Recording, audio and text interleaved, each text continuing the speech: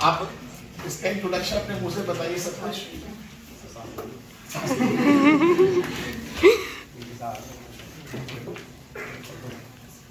मेरा नाम अंजर है, मोहम्मद अंजर। मैंने सर के पास 12th क्लास में ड्रॉपर बैच अटेंड करा था। मतलब इसने 12th के साथ ही 12th की पढ़ाई भी करी थी और साथ के साथ ड्रॉपर बैच के अंदर पूरा कोर्स कवर कर लिया था। मतलब नॉर्मल बच्चों की तरह था, जैसे 11th में हमें पता नहीं होता क्या करना है, तो पूरा साल वेस्ट करा, मस्ती में निकाली 11th। फिर 12th में थोड़ी अकल आई कि फ्यूचर संभाल लो वरना क्या करेंगे। तो फिर मैंने सर के पास आया, मैंने कहा सर कैसे करना है। सर ने कहा अगर मतलब मुझे 11th 12th दोनों कवर करनी थी एक ही साल में, मेरा ड्रॉप करने का इरादा नहीं था, वो हो गया वो अलग बात है। तो फिर सर ने मेरे से कहा कि ड्रॉपर बैच में 11th 12th एक ही साल में दोनों कवर हो जाएंगी। फिर मैं स्कूल में भागा, डमी ली, फिर सर के पास आया, बहुत सर ने भी बहुत कोशिश करी डमी की, बहुत लेट हो गया था मैं। यहाँ पे मैंने पढ़ना स्टार्ट करा। ये सीट थी आपकी मेरे ख्याल से। हाँ ये वाली थी, हाँ भाई बैठे इसी हैं। सीट पर आप लोग बैठते थे। हाँ तो मतलब पूरे साल 2 साल मतलब 1 साल सर के पास में रहा और बहुत पढ़ा। मतलब जितने डीपीपी सर देते हैं ना, सब लगता तो 400-500 क्वेश्चन बहुत ज़्यादा है। जब ज़्यादा लोग करते भी नहीं इतने क्वेश्चन के छोड़ दें, कहते हैं बुक में से कर लो 150 क्वेश्चन है। लेकिन मैंने कहा था सर के पास लगे हैं तो सर की सभी मान लो जब कह रहे हैं तो। फिर मैंने 150-200 क्वेश्चन सारे करे। मैंने मतलब जितने थे डीपीपी में, किसी डीपीपी में 800-800 क्वेश्चन तक थे। जैसे स्ट्रक्चर ऑफ एटम की बहुत लंबी डीपीपी देते हैं उसमें, ताकि प्रैक्टिस ज़्यादा हो जाए। तो मैंने वो भी सब करी, कुछ छोड़ा नहीं, कुछ भी नहीं छोड़ा। पिछले साल मेरे, जब मैं 12th में था, जब मेरे 160 नंबर थे केमिस्ट्री में, और सबसे अच्छा स्कोर केमिस्ट्री में था, लेकिन मैं बायो के से रह गया था। मेरे बायो में 295 नंबर थे, मेरे 574 टोटल था स्कोर। तो ये 12th के साथ बता रहे हैं। हाँ, 12th जब के साथ। 12th के साथ थे तो केमिस्ट्री में 160 था और 12th के साथ 574 स्कोरिंग थी, 15-20-25 नंबर की कमी थी। बायो में मैंने काफी सिली मिस्टेक करी थी, मेरी गलती थी।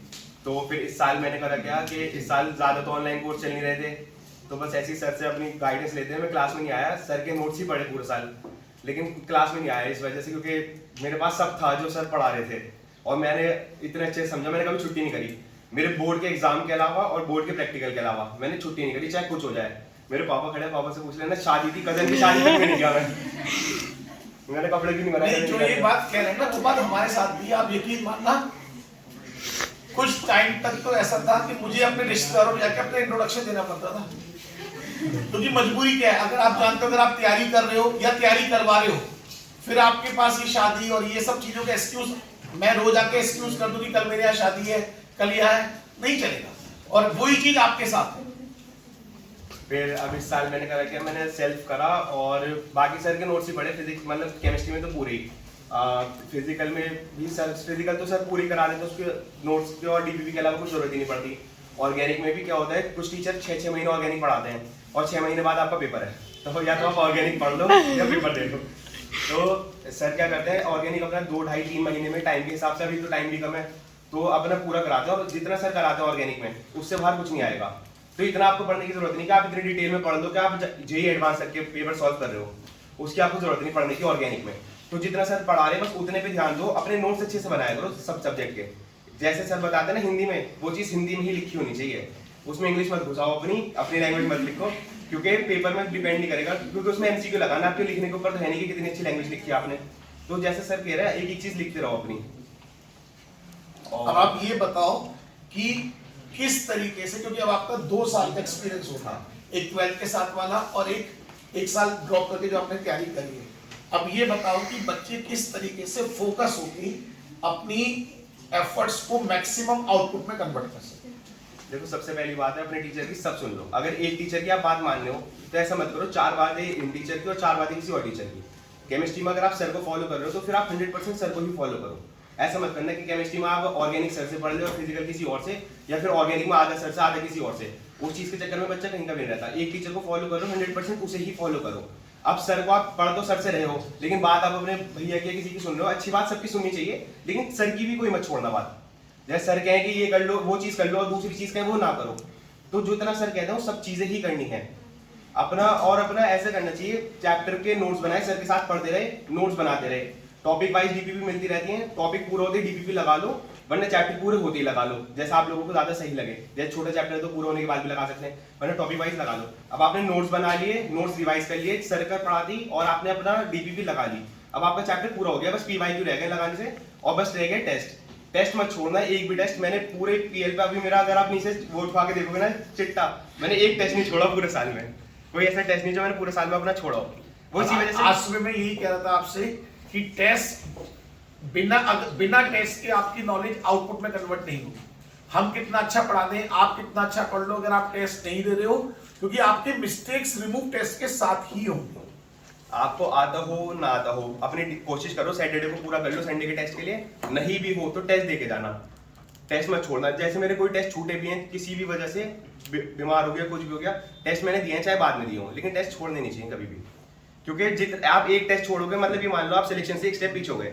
आपने पूरे साल में 5 टेस्ट छोड़े तो मतलब आप 5 स्टेप पीछे हो। आपको 5 गुना ज्यादा मेहनत करनी पड़ेगी सिलेक्शन के करीब जाने के लिए। चाहे कोई भी छोटे से छोटे टेस्ट भी छोड़ना मत कभी भी। और ज्यादातर बच्चे चीटिंग करके टेस्ट देते हैं, मेरे भी बहुत दोस्त देते थे, लेकिन कोशिश ये करा करो कि ये चीटिंग यहाँ तो फायदा देती है कि नीट में नहीं करती चीटिंग फायदा, है ना। करने को मैं भी चीटिंग कर सकता था, हम सब दोस्त ग्रुप बना के बैठते थे टेस्ट देने को ऐसे ऐसे चारों एक एक सीट छोड़ के, लेकिन करने को हम कर सकते थे। हम इसलिए नहीं करते थे क्योंकि नीट में जाके हमें नुकसान कर देगी चीज। बोर्ड के एग्जाम तो है नहीं, क्या आगे पीछे के टीप पे कर लोगे तो फायदा हो जाएगा, ये तो अपनी प्रैक्टिस के लिए आप कर रहे हो। मैं तो कहता हूँ टेस्ट में तो कभी भी चीटिंग मत करो। हाँ, नीट के लिए तो एग्जाम में मौका मिल रहा है वो बात अलग है, वो चीज मैं उसको मना नहीं करता, बट कम से कम टेस्ट में तो कभी मत करो, क्योंकि टेस्ट एक आपकी चीज है, आप यही तो प्रैक्टिस कर रहे हैं। अगर यही चीटिंग होगी तो सारा मामला खराब है। और देखो इस बच्चे की मैं सबसे बड़ी प्लस पॉइंट बता दूं, अभी तो इसने अपनी लुक चेंज कर रखी है, वेट भी गेन कर रखा है, वरना अदर जस्ट डबल वेट हो गया जब ये पढ़ने आता था मेरे पास। अदरवाइज इसके चारों तरफ कई बार गर्ल्स इससे बात करने की कोशिश भी करती थी, पर इसने कभी चक्कर में नहीं पड़ा।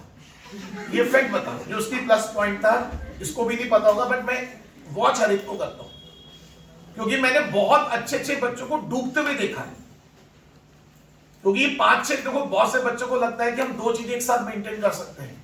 2 चीज समझ गए, पढ़ाई भी है ना, और सेकंड फैक्टर आप समझ ही रहे हो। मैंने बहुत अच्छे खासे बच्चों को इन चीजों पे डूबते हुए देखा है, सारी मेहनत जीरो होते हुए देखा। क्योंकि आपके पास देखो एक बात समझ लो, पढ़ाई भी एक जुनून है। मतलब जिस दिन आपको सोते उठते बैठते पढ़ाई चल रही है, मुझे ये वाले क्वेश्चंस करने हैं, मेरा वो वाला क्वेश्चन पेंडिंग है, मुझे भी उसको चैप्टर में वो क्वेश्चंस रह रहे हैं, जब तक दिमाग में आपके ये चल रहा है तब तक तो आप सिलेक्शन के पास जा रहे हो।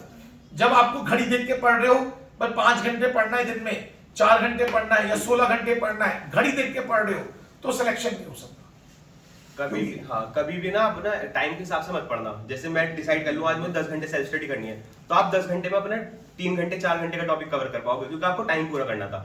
हमेशा अपने टॉपिक के हिसाब से पढ़ा। आज मुझे बायो के 2 चैप्टर रिवाइज करनी है, मुझे केमिस्ट्री के 1 चैप्टर की पूरी क्वेश्चन लगानी है।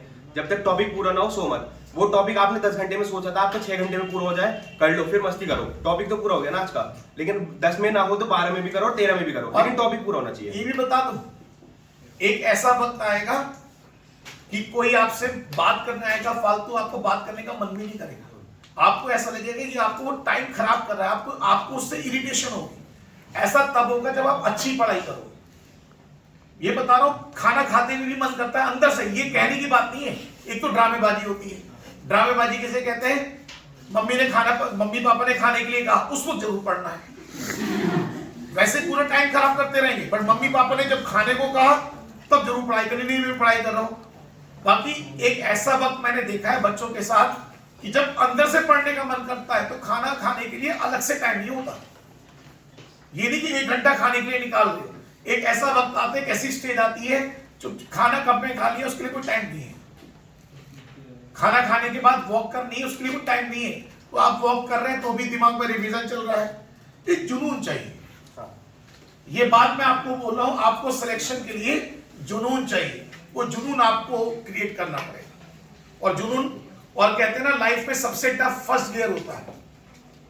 ये जो आप तैयारी की स्टार्टिंग कर रहे हो ना, सबसे टफ फर्स्ट गियर है। अभी कितने घंटे पढ़ना है, क्या पढ़ना है, कौन से टीचर्स क्या पढ़ना है, ये फर्स्ट गियर सबसे टफ है। उसके बाद एक बार ये फर्स्ट गियर ढंग से पढ़ गया, कब सेकंड थर्ड फोर्थ डालोगे पता नहीं चले। सर आप बताइए कुछ अपने बच्चे के बारे में, या ये भी आपके बच्चे हैं, आपने अपने बच्चों को ऐसा क्या कहा ये सिलेक्शन निकाल दिया? मैंने इसे सब कुछ नहीं कहा, क्योंकि बच्चा अपने आप ही निकाल सकता है। ये बात जब इसके मन में था तो ये खुद कर रहा था। और इसने एक कंडीशन कर दी थी कि मेरी आदत होती है, मैं दुकान पर आया सब बच्चों के रूम में जाता हूँ। इसने मुझसे कहा कि डैडी आप मेरे रूम में मत आए, मुझे आप 10 मिनट खराब करके जाते हो। आप अपने रूम मैं में बता दूं ना आपसे। मैं आपके पास आ जाऊंगा। और इसने मम्मी की कंडीशन ये कर दी थी, वो गेट खोल के फिर इशारे से कहती थी खाना लाऊं, ये उंगली से कह देता था 1 घंटे में जल्दी आओ, और वो गेट बंद कर देती थी इसका रूम। मैं आपसे क्या कह रहा हूँ, देखो जो बात मैं आपसे कह रहा हूँ वही बात बच्चे के फादर बोल रहे हैं, खाना खाने के लिए अलग से टाइम नहीं होता, मन ही नहीं करेगा। ये रोड पे निकलते नहीं था फिर। जिस दिन आपके क्वेश्चन पूरे हो जाते हैं ना, कभी आप देखना, जैसे मैं 200 क्वेश्चन का टारगेट देता हूं, उस दिन आपको एक अच्छी सी फीलिंग आएगी, उस दिन आपको लगेगा आपका पेट भर गया। जिस दिन आपके टेस्ट में अच्छे नंबर आते हैं, उस दिन आपको एक अंदर से फीलिंग आएगी सेटिस्फेक्शन वाली, वो फीलिंग, उसका नशा ही कुछ और है। भाई टेस्ट में जब तक ऊपर मारते रहोगे बहुत मोटिवेशन मिलता है, और जब एक बार नीचे जाते हैं ना तो डबल मोटिवेशन मिलता है कि नीचे कैसे आ गया, तो फिर और मेहनत करने का मन करता है कि नहीं भाई मैं जा सकता हूँ ऊपर, एक बार मारी तो मतलब दोबारा भी मार सकता हूँ रैंक। और टेस्ट पेपर्स के लिए आप पॉजिटिव है, टेस्ट पेपर ज्यादा से ज्यादा दें। हाँ। जैसे ऑर्गेनिक में बहुत लोग आलतू फालतू पढ़ने की इच्छा रखते हैं, उसके लिए क्या करें? बस सर के जो प्रिंटेड नोट्स हैं तो वो मत छोड़ना, और जो हाथ लिखे हुए हैं वो नोट्स मत छोड़ना। उसके अलावा किसी मॉड्यूल की जरूरत नहीं, किसी और टीचर के नोट्स की जरूरत नहीं, ऑनलाइन की जरूरत नहीं। जितना मतलब अपने टीचर से जिससे भी पढ़ रहे हो उसके जो मटेरियल है ना, बस उसी पे कंसाइज रहो अपना। सर का जो मटेरियल है अपने एक प्रिंटेड नोट्स होते हैं और एक हाथ से लिखवाते हैं सर, बस वो 2 चीज के अलावा तीसरी चीज नहीं करनी। क्वेश्चन प्रैक्टिस के लिए आप फिर कुछ भी करो। अच्छा, आपका ओवरऑल स्कोर कितना रहा? मेरा इस बार 643 है, बायोलॉजी में मैं 360। अगर देखा जाए तो बायो में 360 में से 360 है। मेरे ख्याल से पीएल पे 2 ही बच्चों के हैं जो 360। आप समझ लो 360 मेरिट में 360 है, और आप ये देख लीजिए अचीवमेंट है। आप समझ लो बायो में 360 आने की वजह से 643 आ गए। करमबीर सर के पास पढ़े हैं शुरू से ही, आप 643 नंबर समझ रहे हो।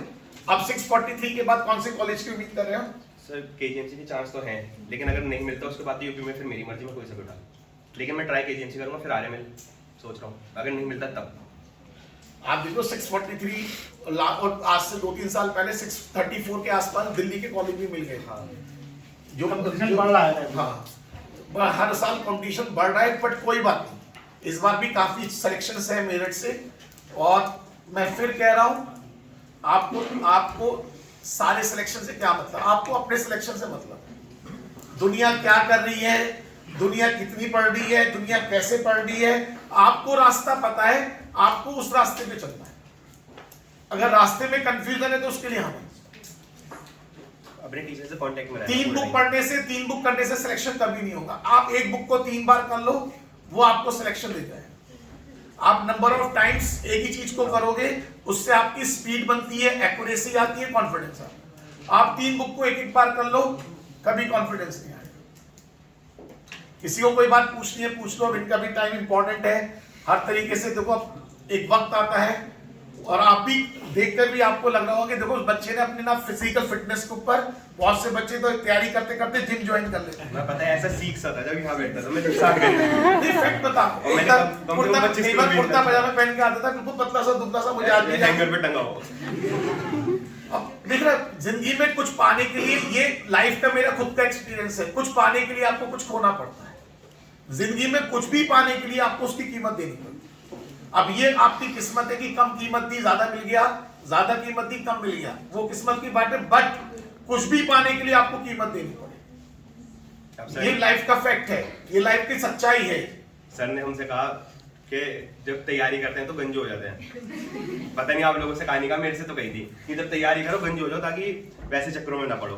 नहीं, मैं खुद बता रहा हूँ, जब मैं 12th में था तो मैंने जानबूझ के अपनी दाढ़ी वाड़ी सब ऐसी पुलिया ऐसा बना दिया था कि घर से बाहर निकलने को मन ही नहीं करता।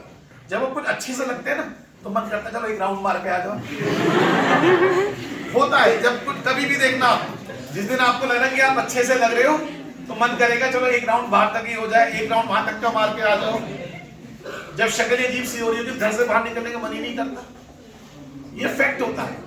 मैं गंजा हुआ पहले वहाँ पे, फिर भी कुछ प्रपोजल वगैरह का चक्कर हुआ, मैंने कहा नहीं गंजे में सूट नहीं कर रहा, क्या पता अच्छा लग रहा हूँ, फिर मैंने बाल लंबे करे, फिर भी चक्कर खत्म किया, लेकिन फिर मैं खुद ही हो गया दूर। आपको मैं बता रहा हूँ, मैं तो इसने मुझे आज बता रहा है, मतलब आंखों से पता चल जाता है इसका मामला। मैंने कैसे रोका, मैंने कहा बेटा चक्कर में मत पड़ना, जिंदगी 2 मिनट लगती है खराब होने, और मैं क्लास में समझाता भी हूँ। तो कहते ना कभी आप पुरानी आप देखोगे कहानी कि ऋषि मुनि तपस्या में बैठे हैं 20 साल से, और 2 मिनट में कहानी खत्म हो गई। ये बात ये एग्जाम्पल्स हैं। अगर कोई उन पुराने इतिहास को उठाकर ना देखे ना समझे, इन चीजों को आपको बचना है।